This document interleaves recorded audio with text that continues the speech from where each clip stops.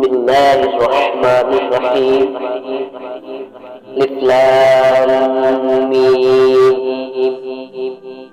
الله لا إله إلا هو الحي القيوم. نزل عليك الكتاب بالحق مصدقا لما بين أيديه وأنزل التوراة والإنجيل من قبل هدى للناس وأنزل الفرقان. إن الذين كفروا بآيات الله لهم عذاب شديد والله عزيز ذو انتقام. إن الله لا يخفى عليه شيء في الأرض ولا في السماء. والذي يصرفكم في الأرحام كيف يشاء. لا إله إلا هو العزيز الحكيم.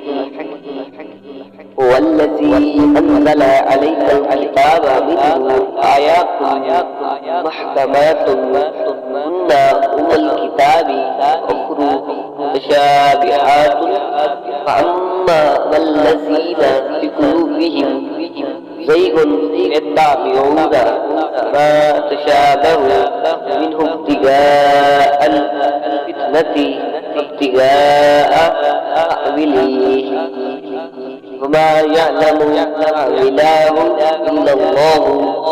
والراسخون في العلم يقولون آمنا به كل من عند ربنا ما يذكر إلا أولو الألباب. ربنا لا تزغ قلوبنا بعد إذ هديتنا وهب لنا من لدنك رحمة إنك أنت الوهاب. ربنا إنك جامع الناس يوم لا ريب فيه. إن الله لا يخلف الميعاد. إن الذين كفروا لن تغني عنهم أموالهم ولا أولادهم من الله شيء وأولئك هم وقود النار.